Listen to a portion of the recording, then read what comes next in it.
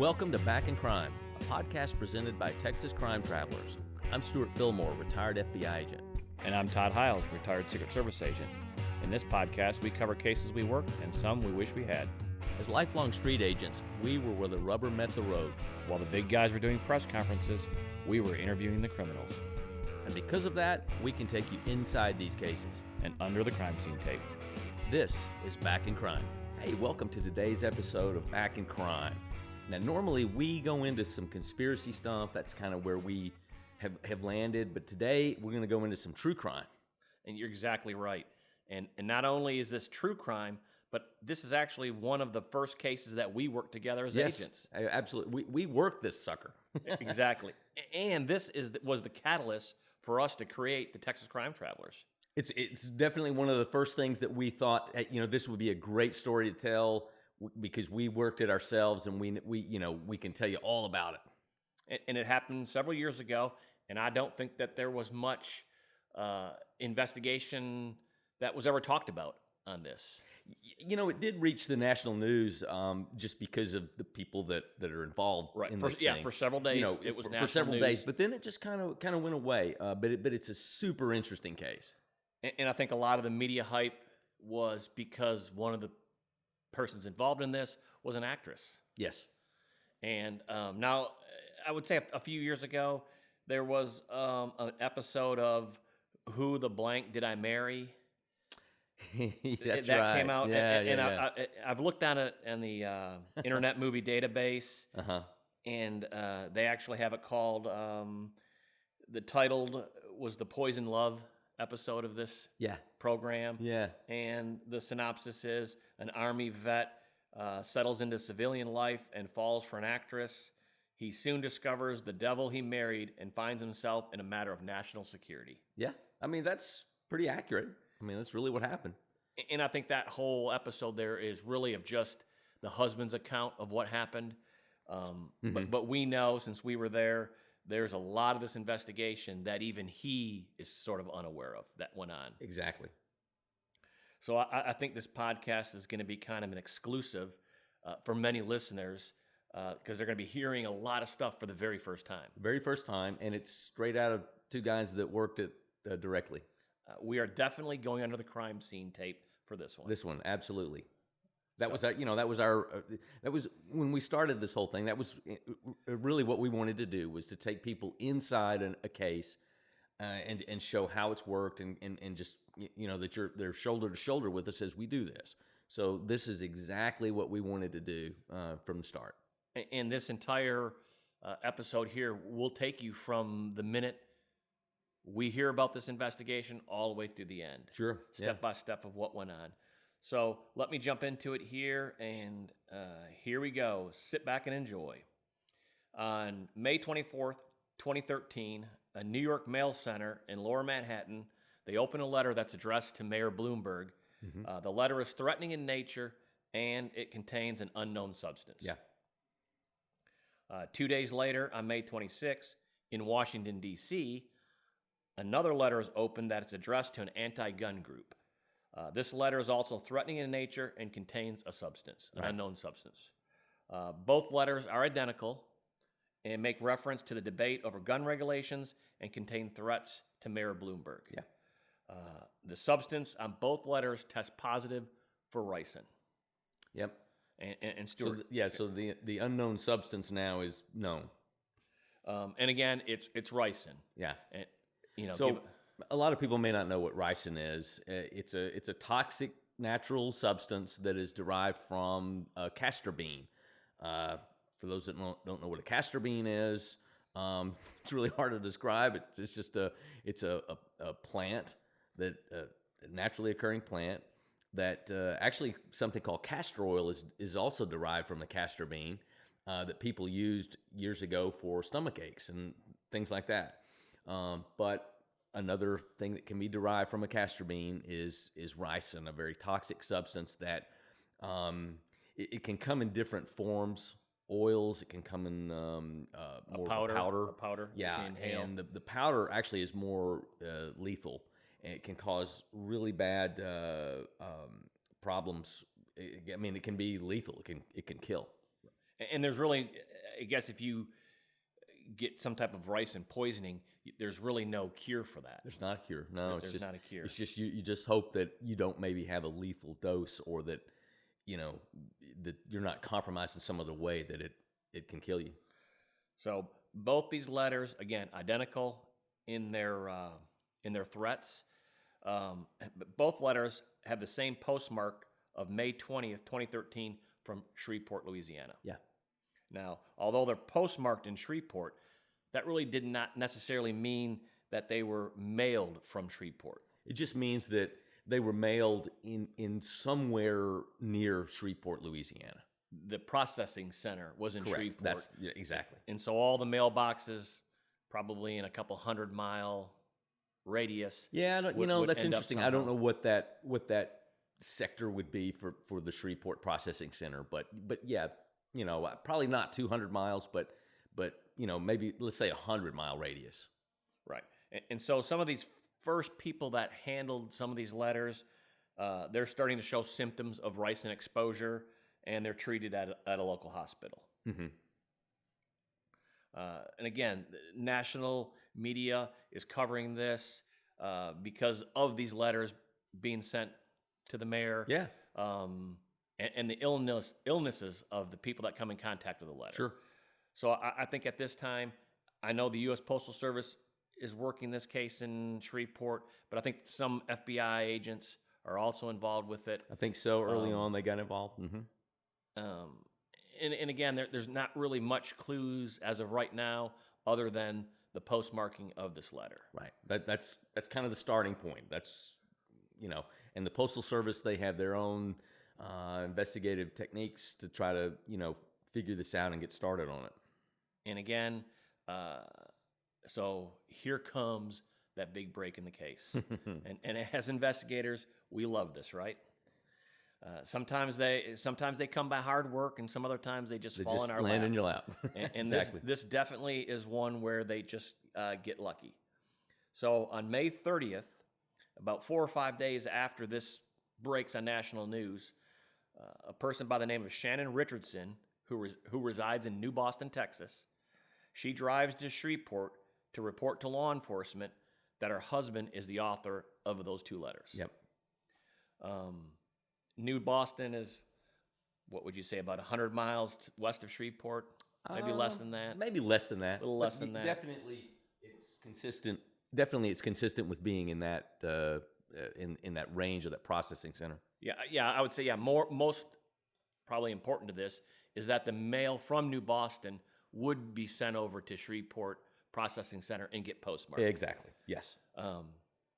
Now, this is a huge development for the case. Which actually, initially would give her some credibility because the postal folks would know that. Right. Yeah. Exactly. Yeah. And again, this is a huge development in this case that's probably been going on for about 6 days. But really what's happening behind the scene with this break is that there's a shift of jurisdiction then, right? Up to this point, it's the FBI out of Louisiana who's actually working this case up in Shreveport. But now with this new information from Shannon Richardson about her husband, they're living in Texas. Right. It becomes the FBI in Texas. It becomes their responsibility. And again, just to let folks understand where we're going with this, yes, the FBI is a national investigative agency. It can investigate anywhere in the United States. It has jurisdiction to do that. But just administratively, it's set up in various field offices, and those field offices cover certain territories. Sometimes, generally it's by states and counties, but it doesn't have to be that way, but that's generally how it is. And even though New Boston, Texas is close to Shreveport, that's not within New Boston is not in the administrative section jurisdiction right. Exactly that would be investigated by Shreveport. So it would be done actually by Dallas, and that's where you're at. Exactly, it's your jurisdiction, yes. Right? So this now has become your case. Yes, so to speak. But again, that's a huge development when she says it's her husband. But now Shannon really drops the big bombshell, and she tells us, or she tells you guys, that there is a third identical letter, but this one was addressed to President Obama at the White House. Yes, and this is where it brings you guys in. Yeah. Now the Secret Service is involved in this investigation, Yes. right? Mm-hmm. And again, it's kind of unique. Is for the last few days I've been watching this on the news, Mm-hmm. and then all of a sudden, I now am getting called into and have to start investigating this. Yes. Yeah. We've talked about this before. It's the duty agent, right? You just happen to be the agent that answers the telephone. Well, you and I both work in smaller offices. I just another thing to explain is, although I was assigned to the Dallas division of the FBI, I worked out of a resident agency, which is a smaller satellite office in Tyler, Texas, and the Secret Service is set up in a similar fashion. Right? Exactly. Yeah. Right. And so it now it becomes, both of our agencies. It's in our jurisdiction now. Yes. So so continue on that May 30th. Once we have this information, we talk to the White House, and the White House finds the letter. It's at their processing center. They just hadn't opened it yet. Yes. So that they pull it out, and sure enough, it's test positive for ricin. Yeah. So we know that the information, that bombshell that she dropped, Yes. was good. It was very credible. And again, at this point, what she has said, somewhat matches. Her information is corroborated. She's come forward, and so at this point, it's assumed that she is being truthful, and that it's certainly we have a suspect to look at, and it's going to be her husband. Right. So that the afternoon of that May 30th, we start driving up to New Boston. We're getting briefed along the way, and it's going to be with the agents from Louisiana that are with Shannon. They're going to turn her over to us so we can, begin to question her. And I think we actually head over to the police department in New Boston, and that's where I first see Shannon. Mm-hmm. Yeah. So that same day, I was down somewhere deep in East Texas, somewhere near Lufkin, Texas, well south of there. And it just, I don't remember, honestly. We didn't have pagers at this point anymore. We did have cell phones. So maybe it was a group text that went out. Although, I'm getting really old because now I don't remember if we had group text or not. Or it might have come over the radio, the old technology of the radio. But nonetheless, the call went out that everybody needed to head to New Boston, and almost no details of why. Just go. Get there. And again, I was briefed at that time that that the husband had supposedly mailed these letters, and so we were trying to find his whereabouts. I think around that time we found out that where he was working an evening shift, Mm-hmm. and they actually got whether it was local law enforcement or if there was some FBI that were up in that area.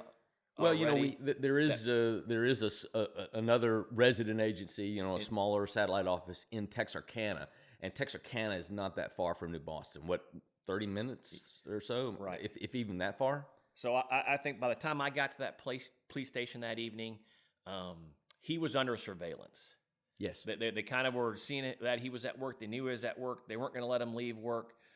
I know when we got to the police station, right away, Shannon had said that there was some evidence at the house that she wanted to show us. And so I think we just all, convoyed over there to the residence. Yes. And I think that's when, that's where you and I officially team up Mm-hmm. while we're Yeah. over there. So, hey, tell our listeners what your first impression of me was. Because this is the first case we worked together. Man, I was just in awe. I could hardly work. I just was so blown away by your agentness and how thorough and professional you were. Yeah. Did you want my autograph right away, or? It was distracting to me. I mean, did you want to sign up? I just didn't feel it would be professional to just ask for it right off the bat.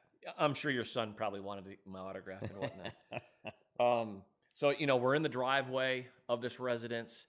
I think there's an FBI supervisor there, and we're just walking up to go into the house, and the FBI supervisor, this is when I'm officially introduced to Shannon. Mm-hmm. And as soon as Shannon shakes my hand, and she made this comment, like, I had this impression that she thought that maybe I came in from Washington D.C. that day. Yeah. And she just said, "Oh, Secret Service, this really isn't necessary for you to be here. This is not that big of a deal." And that was just such a weird comment to say at that moment to me. You know what I mean? Yeah, because the thing is, a lot of those things, as an investigator, and when you talk to people and you encounter them, there's nothing you're going to find in a textbook that's going to tell you what to look for or what to pick up on. You just through experience learn to do, these things. You just naturally start picking up on things, and little things like that may not mean anything. It just, she may be just thinking, man, this doesn't seem like that big of a deal. Right. Or something. That could honestly be her opinion. But it was definitely a comment that she made that it just stuck to me. And it just didn't seem... It seemed a little out of place. Right, exactly. Right. So those are the kind of things that, as an investigator, you just kind of maybe put on the back burner of your mind, that... And you may not even consciously realize it. It's just something that you start getting these impressions, and this is where you start evaluating: am I seeing what I think I'm seeing, or is it something else? You're right. So at this point, we're going to walk into the residence because she is going to give us the blender, which she says she saw her husband making rice in a blender. Exactly. And she's going to say that she found a sticky note that had the 3 addresses written down on that were these letters were mailed to. Right. And that's when she that was her thing. I recognized that as the addresses when I saw it in the news. I'm like, I've seen that sticky note at my house. Right. He must have mailed those letters. Then she said she did some looking up what ricin was, how you would make ricin, and then she remembered or recalled that he was actually using their blender outside on a patio once. Right. And she felt that he was wearing gloves while he was using the blender, which was kind of weird. Yeah. So we go into the residence, and I think she can't find the blender at first, and I don't think she can find the sticky note. Right. But eventually, the 3 of us, we sit down at her kitchen table. Yes. And it's it's a cooperative thing. I mean, she's she is this is totally voluntary on her part. I think at least the impressions we had at that moment were that she's trying to help us. Exactly. Yeah. And I think if I remember correctly, like the table was sort of round, a round table in the kitchen. Yeah, it was just it was actually a very nice house. Right. And it was relatively well kept. It was clean. It just a typical kind of a what would you call it, Todd? Like a breakfast nook kind of thing where we were. It wasn't a formal dining table. It was more of just a breakfast nook type thing, a round table. Yeah. Right. Yeah. And so just off the kitchen. Right. And it's just the 3 of us. We sit down. Yep. And she immediately tells us she's an actress. Yes. Oh yeah. She wanted to get that in. Yeah. And I can't remember. I know she was on The Walking Dead. She had some background supporting cast. And I don't know. I think we're giving her a lot of credit when we say that she's an actress. Okay. I think she was a stand-in. What's the term? It's for someone that is just in the background. Right. Is it maybe an extra? Right. And I think Vampire Diaries was another program that she was on. And I remember... I'm not sure she had any speaking parts, any lines in any of these shows, but nonetheless, she did have some credits with national TV shows. Not to jump ahead, but later on, over the next few days, she'll always be referred to as the actress. Yes. I think she does a bunch of media interviews and things like that. Yes. And they always talk about this. And let me, I qualified this, that she was an actress, just so everyone understands. she didn't qualify that at the time. So at the time, I guess I was under the impression, okay, man, she is an actress. She's been in the Walking Dead, and the other show, Vampire Diaries. This was later when I realized that she wasn't. Yes, and I think at that time too, I felt that maybe she was famous. I just hadn't heard of her, but Exactly. maybe Yes. she was Exactly. famous Yeah. because I think even she name dropped some other actors that she had been talking did. to and things like that, and corresponding with, and there might have been something about upcoming project she was going to try to do and things like that. No, definitely. As we sat there, we had the impression that she is a working actress of some note, of some kind. Right. Yeah. And now she's married to Nathan, and she had, I think, like 5 kids or 5 sons from another marriage. Somehow, like, she and her kids have moved from Georgia to Texas when she gets married to Nathan. So we learn that Nathan learns who Shannon is through a friend. Yeah. And they meet online.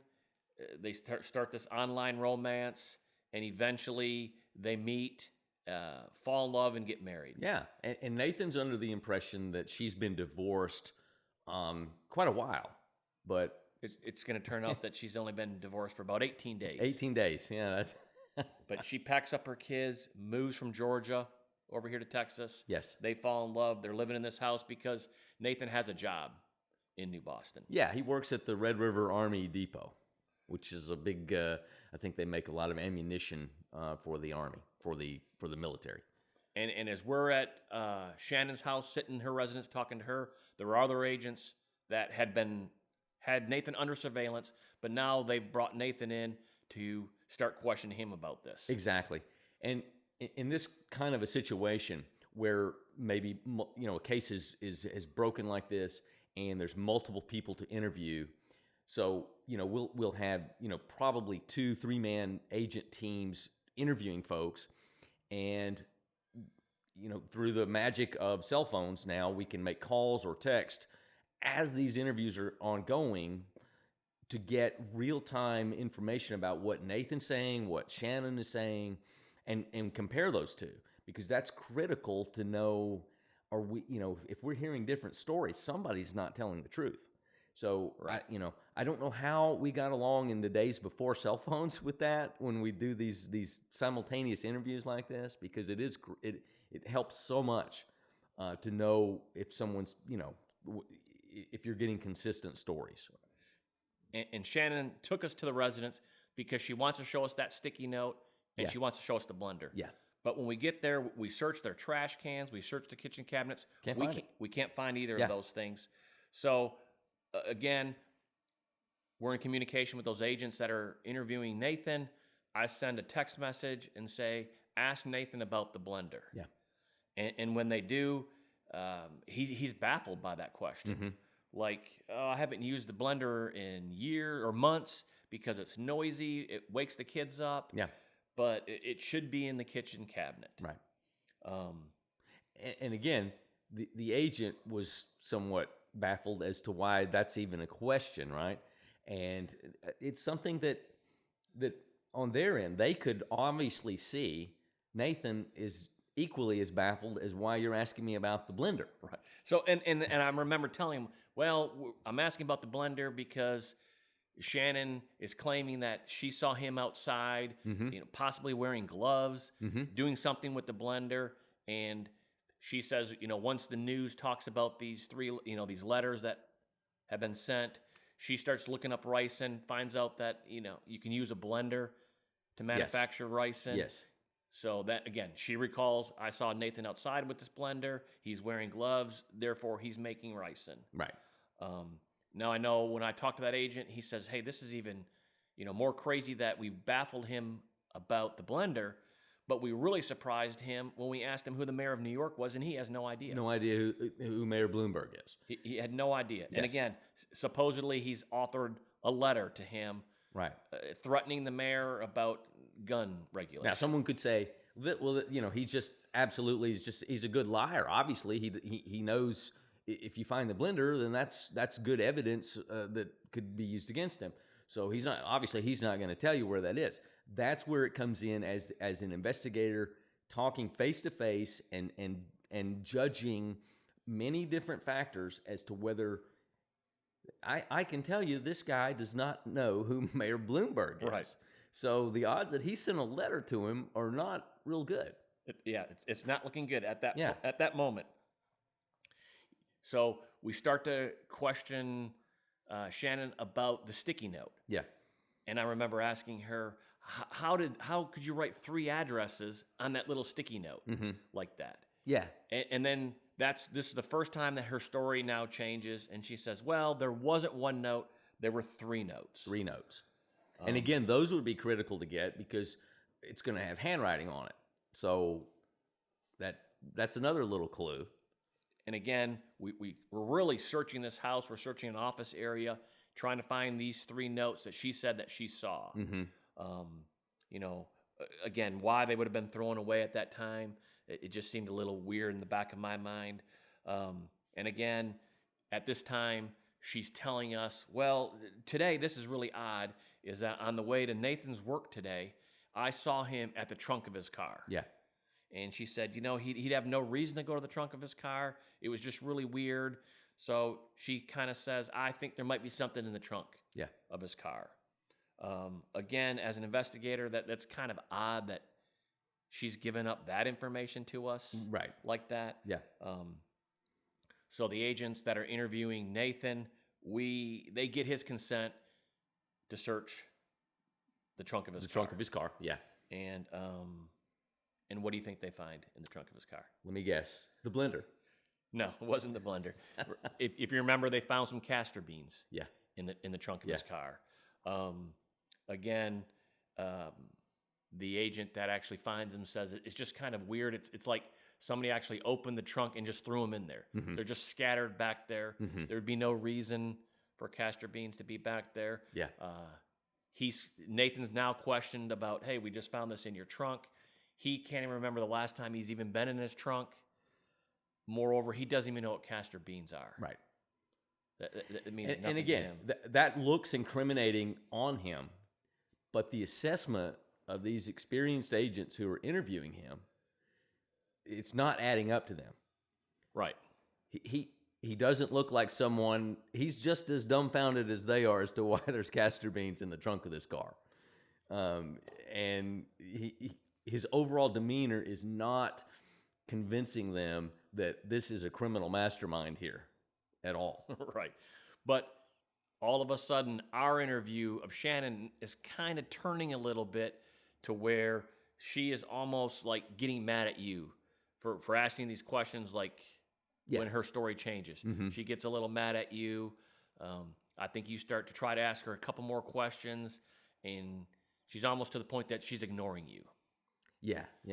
Well, the thing is by the same token, whereas the agents interviewing Nathan were getting the impression this guy's not lying to us. He doesn't know about blenders, castor beans, Mayor Bloomberg, or President Obama.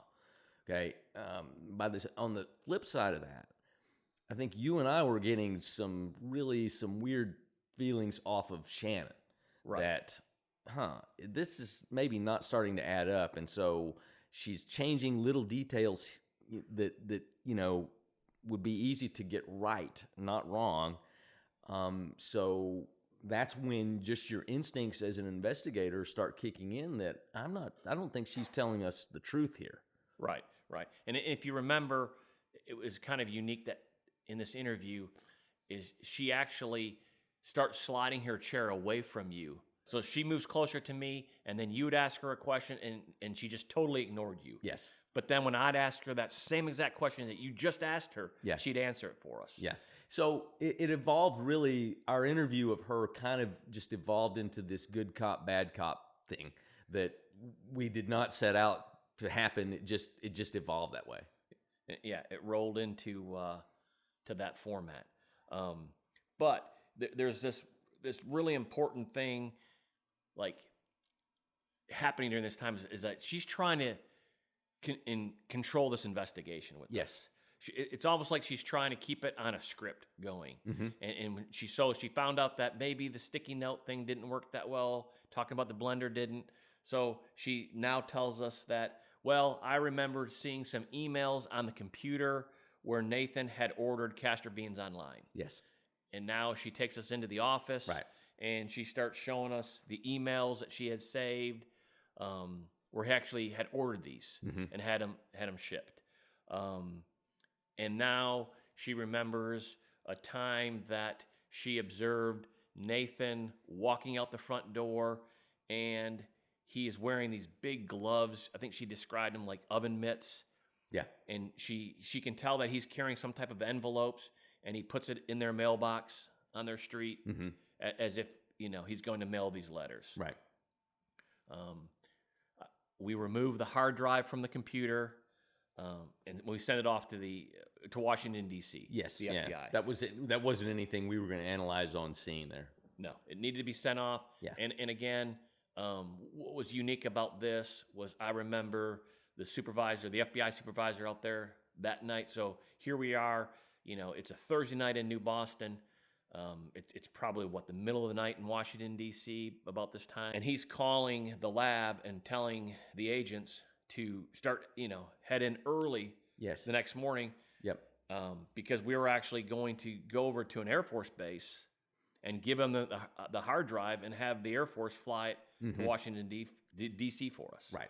Yeah, because this case, obviously it was a priority with Mayor Bloomberg, but this went into the stratosphere of priority when there's a letter that's sent to President Obama. Once we found those emails, I think our supervisors now were pretty convinced that this was Nathan. And there was a feeling about that moment that, Nathan is about 15 minutes away from being arrested. And I know we were saying, well, hold on, let's pump the brakes here. We've investigated hundreds of people who make presidential threats, and this Nathan guy is just not fitting the norm to this. Right. 90% of the time, probably the author immediately apologizes and gives a reason why he sent the letter or why he made the threats.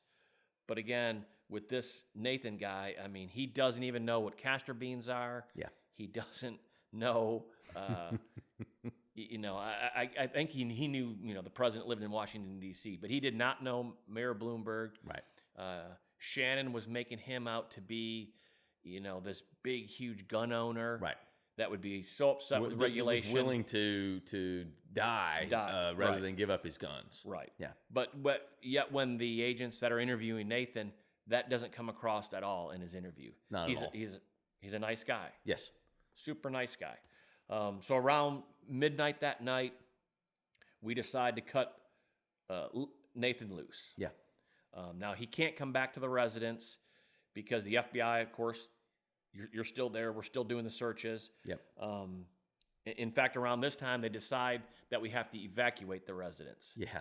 Because now some people in D.C., your lab people are involved and saying, hey, if they manufactured ricin inside there, we better get out of the house because we need to come in the next day. So a couple things here before we move on from that. So as we sat at the kitchen table interviewing Shannon, I remember thinking in the back of my head, so we already know that these letters have tested positive for ricin, and supposedly it's made right here in this house. In the kitchen. Probably in this kitchen where we're sitting now. Is there ricin, am I sitting in ricin myself? Are we getting sick as we do this? But I guess what kind of eased my mind about that was that Shannon was right there with us. And she had been in the house for the last, when this first started, so, and she was showing no signs, no symptoms of any kind. So that put my mind somewhat at ease. But one other thing before we really move on from this, that we were talking about the good cop, bad cop thing. If you remember, I basically confronted Shannon by the end of this interview and confronted her and said, I don't think you're telling us the truth. I think you're lying, and I think there's way more to this story, and I think you're involved. And obviously she didn't confessed to that, and she disagreed, and I think she said, "I don't like you," and that kind of stuff. And in fact, she even offered a bet. She said, That's right. She said, "I will bet you when this all settles that you are wrong and I'm right." And I said, "I'll take that bet." And I honestly don't remember what the money was. Maybe $25, $100, maybe a quarter. I don't remember what number we settled on. But Shannon and I made a bet that one of us would end up being wrong and the other right. So that's how our interview ended there. We just agreed to disagree with her at that point. Right. And Shannon and her children, they end up going to a local hotel to spend the night. Yeah, because the decision has come down after we've been in that house now for 4 hours. The decision has come down now that it's not safe. Right.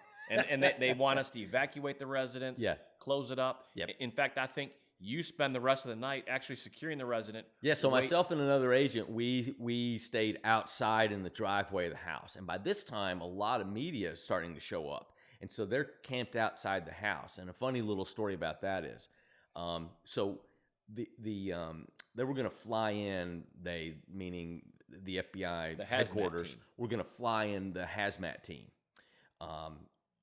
that responds to these type of incidents, and they have all the hazmat gear and the white plastic suits and all that kind of stuff to recover any type of a biohazardous chemical like ricin. So that night, like I said, the news crews, the vans, and all that were set up outside the house, and it's me and this other agent that we're just kind of. All we're doing is making sure that no one goes in that house. That's our only assignment that night. And I noticed maybe 2 o'clock in the morning, every time that we made any kind of movement, whether I just walked from the front of the car to the back of the car or just stretch my legs. To stay awake. Yeah, exactly. These news crews would just pop into action, and the cameras are start filming. I could hear them like, "Oh my God, they're moving!" And so so finally, I went over to them, and as I walked over there, again, it was, they thought, "Oh, this is the breaking moment of the case." I went over and said, "We're just watching this house to make sure no one goes in. Okay, nothing's gonna happen until probably around 10 o'clock in the morning." And they were like, "Thank you so much." I said, "You guys can stand down. You're not going to get any footage that's going to be anything other than us just being right here by this car, not letting anyone in the house." So they relaxed, and then sure enough, the next day is when the hazmat thing showed up. So Shannon and the children go to a hotel. Nathan goes to a residence, and it's outside of New Boston, out in the country. Yeah. He spends there, but what they don't know is they're still under surveillance. There are FBI agents that are watching Nathan that night, and there's agents watching Shannon. Yep. No, at this point, no one's been arrested. So, here with the Texas Crime Travelers, this is a perfect time for our advertisement on our merchandise. Absolutely. Go over to our website and get a Texas Crime Travelers t-shirt or sweatshirt. In fact, I'm wearing the t-shirt right now. You're wearing the cap. We look pretty good, I got to say. Yeah, everybody should be wearing them around town, and tell everybody about this podcast. Yeah. Again, we take you under the crime scene tape. So here's a little more information on this case that you will only hear on this podcast. Yep, absolutely. So that night, as the agents are surveilling Nathan, he's out in the country, he's at a residence, they're out there, have him under surveillance. Mm-hmm. Yep. No, he can't go. He's not going to be able to leave. They're going to follow him while they're out there. And again, this is in like this rural area of Bowie County, Texas. This is the far northeastern corner of Texas. And sometime that night, the agents on surveillance will report that shots were fired. Yeah. And, I hate to end this podcast, this part one of this podcast. It's a great place to end it. With shots being fired, but part two will pick up from this point. Absolutely. Thank you for listening. Please subscribe, follow, and leave comments. Stay tuned for part two. This has been the Back in Crime podcast presented by Texas Crime Travelers Todd Hiles and Stewart Fillmore. We are the executive producers. Grace Hiles is the producer and director. Theme music composed by Edbandas. Follow us on TikTok, Instagram, Facebook, and our YouTube channel at Texas Crime Traveler.